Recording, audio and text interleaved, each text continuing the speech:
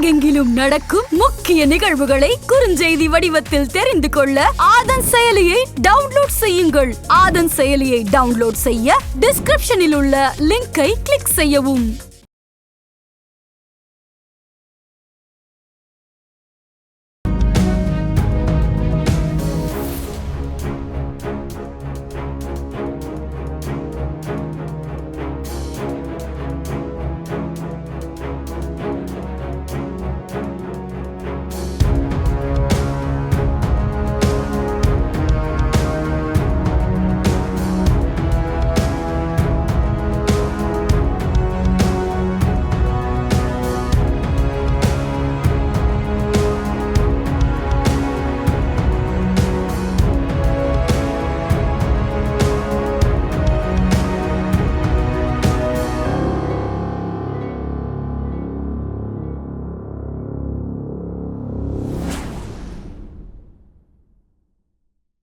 சேலம் தெற்கு தொகுதி முன்னாள் சட்டமன்ற உறுப்பினர் அண்ணன் வெங்கடாசலம் அவர்கள் மாநில தலைவர் மரியாதைக்குரிய திரு கே அண்ணாமலை IPS அவர்களை சந்தித்து தன்னை பாரதிய ஜனதா கட்சியில் இணைத்துக் கொள்வதற்காக எங்களுடைய மாநில துணைத் தலைவர் மாவட்ட தலைவரோடு இன்றைக்கு கடலூர் பாண்டிச்சேரி பகுதியில் சந்திப்பதாக இருந்தது.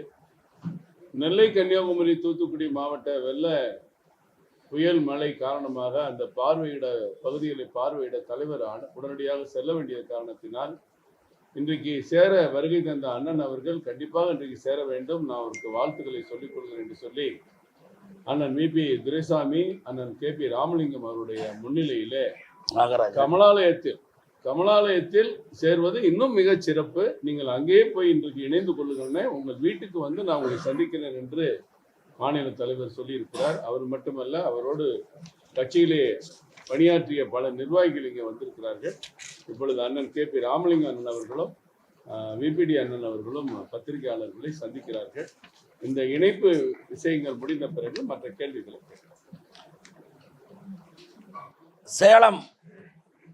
சேலம் மாவட்டத்தில் ஆரம்பகால அனைத்திந்திய அண்ணா திராவிட முன்னேற்ற கழகத்தின் ஒரு மிகச்சிறந்த நிர்வாகியும் 1974 முதல் பல்வேறு பொறுப்புகளிலே அன்றைக்கு இருந்த அனைத்து இந்திய அண்ணா திராவிட முன்னேற்ற கழகத்தினுடைய நிறுவன தலைவர் புரட்சித் தலைவர் MGR அவர்களோடு மிகுந்த நெருக்கமாக மிகச்சிறந்த பணியாளராக மிகச்சிறந்த செயலாளராக பணியாற்றிய SC வெங்கடாசலம் அவர்கள் 1986 முதல் 91 வரை ஊராட்சி மன்ற தலைவராக, 94 96 வரை அனைத்து இந்திய அண்ணா திராவிட முன்னேற்ற கழகத்தினுடைய சேலம் மாநகர் மாவட்ட கழகத்தினுடைய துணை செயலாளராக, 96 2001 வரை அனைத்து இந்திய அதிமுகவுடைய மாநகர் மாவட்ட கழக செயலாளராக, 91 2001 வரை சேலம் மாநகராட்சியுடைய 50வது கோட்ட மாமன்ற உறுப்பினராக, மாமன்ற எதிர்க்கட்சி தலைவராக, அதே போல் 2001 2006 வரை சேலம் 1வது தொகுதியினுடைய சட்டமன்ற உறுப்பினர்.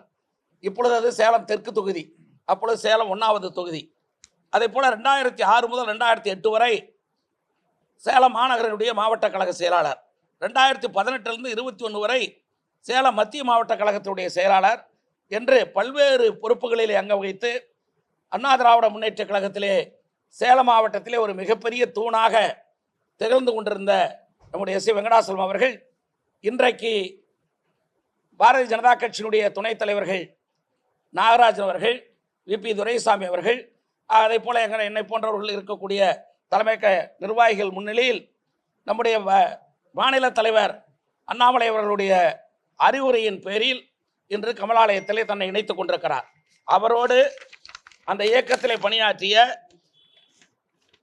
திரு துளசி கிருஷ்ணமூர்த்தி, அவர் கொண்டலாம்பட்டி பகுதியினுடைய கழக செயலாளர், அதே போல சுப்பிரமணியம் சூரமங்கலம் பகுதி கழகத்தினுடைய செயலாளர், சரவணன் அம்மாப்பேட்டை பகுதி கழகத்தினுடைய அமமுகவுடைய செயலாளர், அதே பேர் BS கரிகரன் மாணவர் அணி மாவட்ட இணை செயலாளர், அவரும் அமமுக, சந்திரன் மாவட்ட MGR மன்ற செயலாளர் அமமுக, வின்சென்ட் முத்து அஸ்தம்பட்டி பகுதி கழகத்தினுடைய செயலாளர், கே. குமார் கொண்டலாம்பட்டி பகுதி கழக துணை செயலாளர் AMMK, TA. Lakshmikanthan BTech MBA, ஏ. சங்கர், வினோத் பாபு, தினேஷ் பாலாஜி ஆகிய 11 பேரும் அவருடைய பல்வேறு நிர்வாக பொறுப்புகளை இருக்கிறவர்களும் அவரோடு இன்றைக்கு பாரதிய ஜனதா கட்சியிலே இணைந்திருக்கிறார்கள்.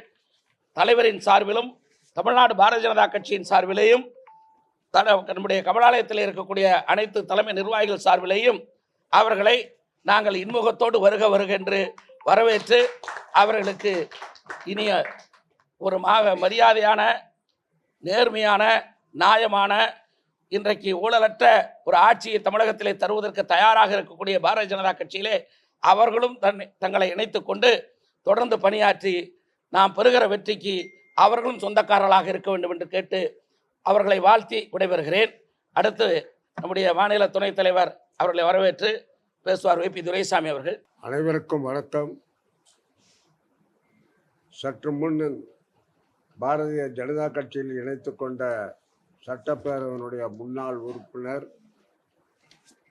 அண்ணா திராவிட முன்னேற்ற கழகத்தில் பல்வேறு பொறுப்புகளை பெற்று சேலம், நாமக்கல் மாவட்டத்தில் மிகச்சிறந்த ஒரு அரசியல்வாதி என்று பெயர் பெற்றவர் அவர்கள் இன்றைக்கு தன்னுடைய நண்பர்களோடு ஒரு 11 முன்னணி தலைவர்களோடு சேர்ந்து பாரதிய ஜனதா கட்சியில் இன்றைக்கு இணைந்து கொண்டார்கள்.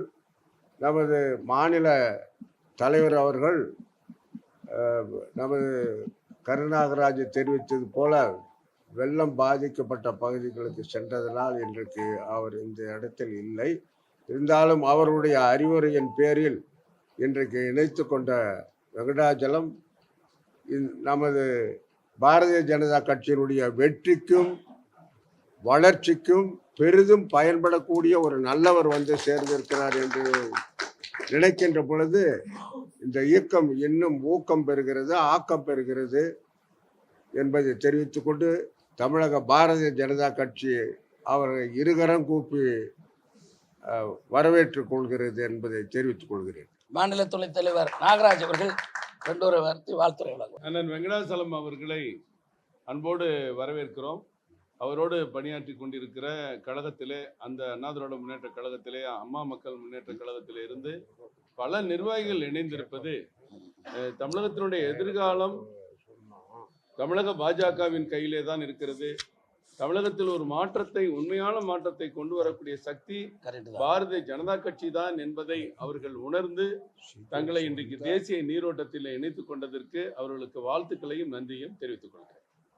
அடுத்து நன்றி தெரிவித்து முன்னாள் சட்டமன்ற உறுப்பினர், இன்று முதல் பாரதிய ஜனதா கட்சியினுடைய தலகர்த்தர்களில் ஒருவராக திகழப்போகிற நம்முடைய முன்னாள் எம்எல்ஏ எஸ். சி. வெங்கடாசலம் அவர்கள் நன்றி உரையாற்றுவார். மரியாதைக்குரிய அண்ணன் KPR அவர்களே, மரியாதைக்குரிய அண்ணன் நாகராஜன் அவர்களே, மரியாதைக்குரிய அண்ணன் துரைசாமி அவர்களே, பாரதிய கட்சி ஜனதா கட்சியினுடைய முன்னணி தலைவர்களே, மாவட்ட தலைவர் அன்பு சகோதரர் சுரேஷ் பாபு அவர்களே, அனைவருக்கும் அன்பான வணக்கத்தை பணிவன்பு தெரிவித்துக் கொள்கின்றேன். இன்றைய தினம் தேசிய நீரோட்டத்தில்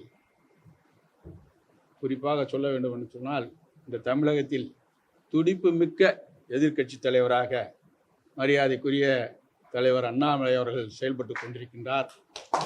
இன்றைய தினம் தென் மாவட்டங்களிலே மழை வெள்ளம் சூழ்ந்திருக்கின்ற சூழ்நிலையிலே இன்றைய ஆட்சியாளர்களும் இல்லை, இன்றைய எதிர்க்கட்சி தலைவர்களும் அங்கு இல்லை. ஆனால் இன்றைய தினம் என்னை இந்த இயக்கத்திலே இணைக்கின்ற நிகழ்ச்சியை கொடுத்திருந்தாலும் அங்கே பல்வேறு சூழ்நிலை அடிப்படையிலே அங்கே செல்லுகின்ற நிலைமையை எடுத்து சொன்னால் எந்த அளவிற்கு அவர்கள் துடிப்போடு இந்த தமிழகத்தை உருவாக்குவார் என்ற நிலைமையை உருவாக்கி கொண்டிருக்கிறார் என்பது இது ஒன்றே சான்றாகும் என்பதை இந்த நேரத்திலே சொல்ல கடமைப்பட்டிருக்கின்றேன்.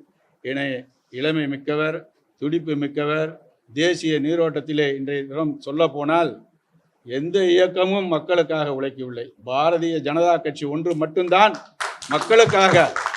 குறிப்பாக சொல்ல வேண்டும் என்று சொன்னால், இன்றைய தினம் இந்த நாட்டிலே, தமிழ்நாட்டிலே நடைப்பயணத்தை மேற்கொண்டிருக்கின்றார்கள். என் மண் என் மக்களோடு என்று யாராவது எந்த இயக்கமாவது இது போன்ற நிகழ்வுகளை நடத்தி கொண்டிருக்கிறார்களா என்று சொன்னால் இல்லை என்றுதான் நீங்களும் அறிவீர்கள். எனவே இந்த இயக்கம் மென்மேலும் வளர என்னால் என்ற பணிகளை செய்வேன் என்பதை சொல்லி என்னை கழகத்திலே இயக்கத்திலே இணைத்துக் கொண்டதற்கு நன்றி தெரிவித்துக் கொள்கிறேன். நன்றி, வணக்கம்.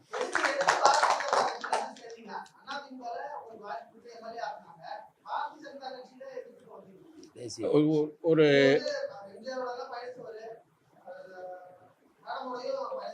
அன்றைய தினம் இயக்கிய கழகத்தை உருவாக்கிய புரட்சி தலைவர் இன்று இல்லை, நீங்கள் அறிவீர்கள். அவருடைய காலகட்டத்தில் அரசு பணிகள் எல்லாம் எந்த அளவிற்கு முடக்கி விடப்பட்டது, எந்த அளவுக்கு செயலாற்றி கொண்டிருக்கிறது என்பதை அறிவீர்கள். அதே போன்று புரட்சி தலைவர் அம்மா அவர்களும் இந்த நாட்டை நல்வழி நடத்தினார்கள். ஆனால் இன்றைய தினம் அனைத்து இந்திய அண்ணா திராவிட முன்னேற்ற கழகத்தில் இருக்கின்ற தலைவர்கள் எல்லாம் தங்களை வளர்த்துக் கொள்வதை மட்டும்தான் இருந்து கொண்டிருக்கிறார்கள் ஒழிய இந்த நாட்டுக்காகவும் இந்த நாட்டு மக்களுக்காகவும் உழைக்கவில்லை என்பதை கருத்திலே கொண்டு இன்றைய தினம் தேசிய நீரோட்டத்தில் என்னை இணைத்துக் கொண்டிருக்கின்றேன். நண்பர்களே, சேர்ந்திருக்கேன். ம் ம் ம் ம் அதெல்லாம் ஒரு பிரச்சனையும் கிடையாது. இன்னைக்கு தமிழ்நாட்டை பொறுத்த வரைக்கும் தலைவர் அண்ணாமலை அவர்கள் மிகவும் சிறப்பாக செயல்பட்டு கொண்டிருக்கின்றார்கள். அவருடைய கரத்தை வலுப்படுத்த வேண்டும் என்ற நோக்கத்திலே தான் நான் இந்த இயக்கத்திலே இணைந்திருக்கின்றேன். பின்னாடி இன்னைக்கு தானே சேர்ந்திருக்காரு. அதனால இன்னும் ஒரு வாரம் விடுங்க.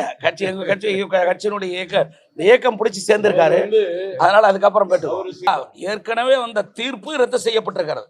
அவர் விடுதலையானதை ரத்து செய்து அவர் தண்டனைக்குரியவர் தான் என்று இன்றைக்கு தீர்ப்பு வழங்கியிருக்கிறது. எத்தகைய தண்டனை தருவது என்பது அடுத்த 21ஆம் தேதி சொல்லுவதாக நீதிபதி சொல்லியிருக்கிறார். ஆனால் தண்டனை உறுதி என்பது இதில் கோடிட்டு காட்டப்பட்டிருக்கிறது. அவ்வளவுதான். அது எவ்வளோ காலம் தண்டனை பெற போகிறார், எவ்வளோ ஃபைன் போட போகிறாங்க, அதுக்கு அப்பீலுக்கு அதிகாரம் கொடுக்க போகிறாங்களா, இதெல்லாம் பார்த்து தான் சொல்ல முடியும். இது நீதிமன்றத்தின் நீதிபதி எத்தகைய தீர்ப்பை வழங்குகிறார் என்பதற்கு நாம் ப்ரிடிக்ஷனாக எதுவும் சொல்ல முடியாது, சொல்லக்கூடாது. அதன் மாண்பும் அல்ல. ஆனால் ஒன்று தெரியுது, அதாவது ஏற்கனவே விடுதலை செய்யப்பட்ட அந்த தீர்ப்பு ரத்து என்று சொல்லுகிற போது அவர் விடுதலைக்குரியவர் அல்ல, தண்டனைக்குரியவர் என்பதை அறிவித்திருக்கிறார்கள். அதுவரை இன்றைக்கு தெரிகிறது. வரட்டும் தீர்ப்பு வரட்டும். அவங்களே சொல்லியிருக்காங்க 21 2 நாள். இப்போல்லாம் ஏகப்பட்ட வெள்ளம்லாம் இருக்குது, பெரிய பிரச்சனையெல்லாம் இருக்குது. ஆனால் அதே நேரத்தில் இது போன்ற பிரச்சனையும் இதனால் ஒதுக்கி வச்சிடக்கூடாது. நாட்டுக்கு தெரிந்துதான் ஆகணும். ஏன்னா இது மாதிரியான குற்றவாளிகள் ஆட்சியில் இருக்காங்க, ஊழல்வாதிகள் ஆட்சியில் இருக்காங்க, நீதிமன்றத்தினுடைய தீர்ப்புகளையே மாற்றி எழுதக்கூடிய வல்லமை படைத்தவர்கள் ஆட்சிக்கு இருக்கிறாங்க என்பதையெல்லாம் இன்றைக்கு உலகத்திற்கு எடுத்துக்காட்டுகிற வகையிலே தான் இன்றைய நீதிபதி மிக விளக்கமாக இந்த வழக்கை கையாண்டு மிக அருமையாக அற்புதமான தீர்ப்பை தந்து எத்தகைய தண்டனை என்பதை 21ஆம் தேதி தர இருக்கிறார். அந்த தண்டனையை பார்ப்போம், அதற்கு பின்பு பேசுவோம். முதலமைச்சருக்கு புறப்படும் போதே தென் மாவட்டங்களில் வெள்ளம் வந்துருச்சு, வெள்ள பாதிப்பும் வந்துருச்சு. அந்த செய்திகளோடவே தான் அவர் டெல்லிக்கு போகிறார். எங்களுடைய தலைவர், ஏன்னா அந்த கம்பேரிசன் தான், எங்களுடைய தலைவர் இன்னைக்கு மூணு சட்டமன்ற தொகுதியிலுடைய சுற்றுப்பயணம் இன்னைக்கு காலையில் நடத்த வேண்டியது. அதேமாரி கட்சியில் சேர்றதுக்கு எல்லோரும் அங்கே சேர்ந்துட்டோம். அப்படி இருக்கிற போது அதை விட எனக்கு முக்கியம் மக்களை பார்ப்பது, மக்களை பாதுகாப்பது, என்னாலான உதவிகளை செய்வது. ஒரு எதிர்க்கட்சியின் கூட நாங்கள் இன்றைக்கு எதிர்க்கட்சி என்ற சட்டமன்றத்தினுடைய எதிர்க்கட்சி அல்ல, மக்கள் மன்றத்தில் இன்றைக்கு பாரதிய ஜனதா கட்சி எதிர்க்கட்சியாக தமிழ்நாட்டை பொறுத்தவரை தமிழக ஆட்சிக்கு எதிராக செயல்பட்டு கொண்டிருக்கிறது. ஆக ஒரு எதிர்க்கட்சியாக ஆற்ற வேண்டிய பணியை ஆற்றுவதற்காக எங்களுடைய தலைவர் வேகமாக ஓடுகிறார். அதுவும் பாண்டிச்சேரியிலிருந்து இங்கே 1.25 மணி நேரத்தில் அவர் ஃப்ளைட் பிடித்து சென்று விட்டார். ஆக எந்த அளவிற்கு பாரதிய ஜனதா கட்சி மக்கள் பணிகளை அக்கறை காட்டுகிறது, எந்த அளவுக்கு தமிழகத்தினுடைய திமுக தலைவர் முதலமைச்சர் அரசியலில் அக்கறை காட்டுகிறார், தன்னை பாதுகாத்துக் கொள்வதற்கு எதிர்காலத்திலே பல்வேறு வடபுலத்து கட்சிகளோடு சேர்ந்து இணைந்து தங்களுடைய ஊழலை காப்பாற்றுவார்களா என்பதற்காக அலைகிறார். அதுதான் இன்றைக்கு அவருடைய டெல்லி பயணம் காட்டுகிறது என்பதை மட்டும் நாடு தெரிந்தாக வேண்டும். பார்க்கட்டும், போன வாக்கில் பிரைம் மினிஸ்டர் பார்க்கறேன்ட்டு முதல்ல இங்கே சொல்ல இந்தியா கூட்டணியுடைய தேதி அறிவிக்கப்பட்டதற்கு பின்பு அதிலே கலந்து கொண்டு தான் அவர் அதிலே போயிட்டு ஒப்புக்கு சப்பாக பிரைம் மினிஸ்டரையும் பார்த்துட்டு வரேன்ட்டு போகிறார். ஆனால் எங்கள் பிரைம் மினிஸ்டருடைய இதில் தான் நீங்கள் பாரத பிரதமருடைய ஒரு தாய் உள்ளத்தை நீங்கள் புரிஞ்சு கொள்ளணும். அவர் எதிர்கட்சிக்கு வர்றார், பாரதிய ஜனதா கட்சியை தோக்கடிக்கிறதுக்கு வர்றதுக்காக ஒரு கூட்டணி அமைக்கிறதுக்கு வர்றார்.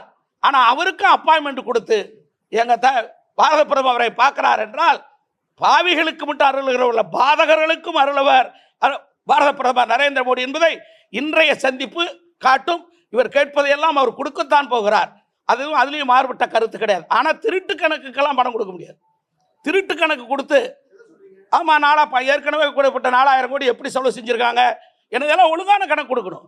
திருட்டு கணக்குக்கு மத்திய அரசை பணம் கொடு இதோட 10,000 கொடு, 12,000 கொடு, 12,000 கோடி கொடு, 16,000 கோடி கொடு என்று சொல்லுவது. 10,000 ரூபா கொடுத்துருக்கணும். குடும்பங்களை பாதிக்கப்பட்ட குடும்பத்துக்கு 6,000 ரூபா தானே கொடுக்குறாங்க. மத்திய அரசு ஏற்கனவே என்ன வலியுறுத்தி இருக்கு? 10,000 ரூபா வரைக்கும் கொடுக்கறதுக்கு வலியுறுத்தி இருக்கு. கொடுக்கலாம்ல, கொடுக்கல. அது மாதிரி தவறுகள் செய்வது, தவறான கணக்குகளை காட்டி பணம் கேட்கக்கூடாது. அப்படி தவறான கணக்குகளை காட்டி பணம் கேட்டால் மத்திய அரசு என்ன செய்யும்? எவ்வளவு சரியான கணக்கோ அதுக்கு தகுந்தா பணம் கொடுக்க முடியும்.